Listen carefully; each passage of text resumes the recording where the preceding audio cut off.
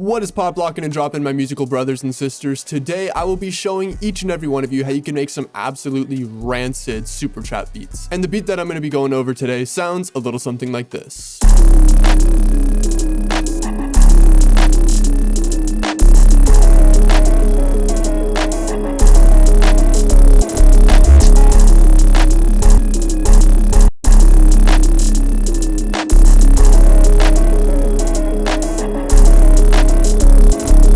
As you can tell, here on the channel, we don't do any kind of dilly-dallying, any kind of hoopla, so let's just get right into this. Now, I feel as though an absolute must for Supertrap beats is going to be Hive 2. I genuinely can't praise this plugin enough. And the main reason why I like this plugin so much is because of the preset selector. You could browse by category, by type, by character, by feature, so you could really just get anything that you desire. So the first thing that I threw down was actually this bass. Now, I'm not using it as a bass, I'm using it as a melodic component, but I pitched it up and cut out the lows so it doesn't act as a bass. Now, I've been really into minor harmonic arpeggios recently, so I just laid down this stupid simple arpeggio.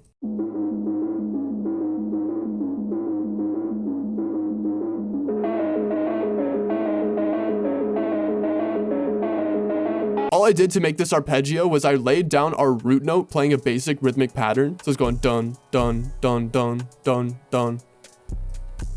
And then I used this half step interval being G sharp and A to create some tension in the melody. And then I just filled in the gaps in between. And then for the second half, all I did was I took the original arpeggio and pitched it up an octave. So let's go over the next part of the melody. The next thing that I threw down was this super ambient synth from Hive. And all I had it doing is playing the root notes and yet again doubling in the octaves towards the second half.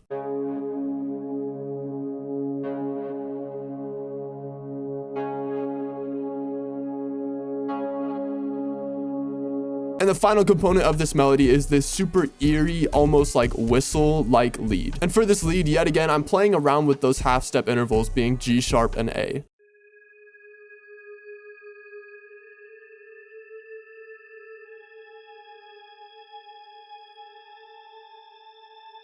And that right there is all we have in terms of the melody. For Supertrap beats, I like to keep the melody stupid simple because I want the drums to be the main focus point of the beat. So with that being said, this is what the melody sounds like all together.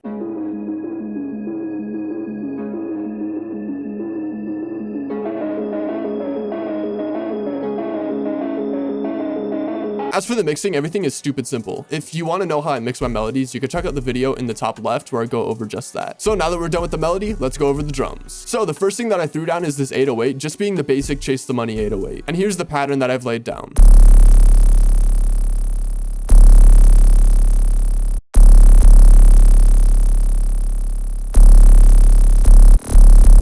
As you can hear, towards the end is where things start to get a little bit fancy. All I did was throw in an 808 roll and had the velocity increasing gradually. And then I threw down this little slide technique that I've been using a lot recently, where I throw down a very short slide and have the origin of the slide be at 0 velocity. This just creates a much more subtle sound, and it can almost act as a reverse 808 in some instances. So the next thing that I threw down after that is going to be this clap. And the one term that can describe my most recent beats is probably just weird, and I really wanted to stick with that theme. So instead of having the claps at C5, which they're usually at, I threw them down to C4 because I wanted to make it a little bit more unique.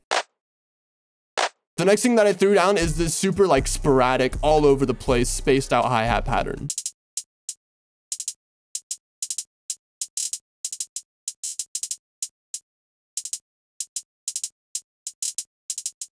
If I could give you one tip on hi-hat patterns, it's going to be this. Use 1/6 step or 1/3 step. Obviously, that's not an objective like fact, like no, you have to use 1/3 step and 1/6 step. But try it out because for some reason, that spacing just sounds so much better. And as you can see down here, I messed with the velocity of the hi-hats just to create a little bit more bounce. After that, I threw down this open hat, and I have the ADSR envelope looking like this. So when I hit it and release it, it immediately cuts the sound. And I toy around with that in these sections right here.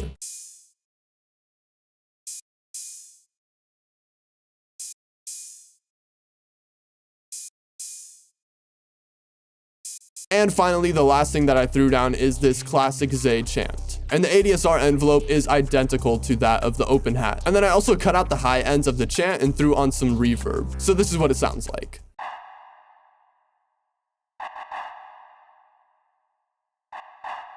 So with that being said, this is what the drums sound like all together.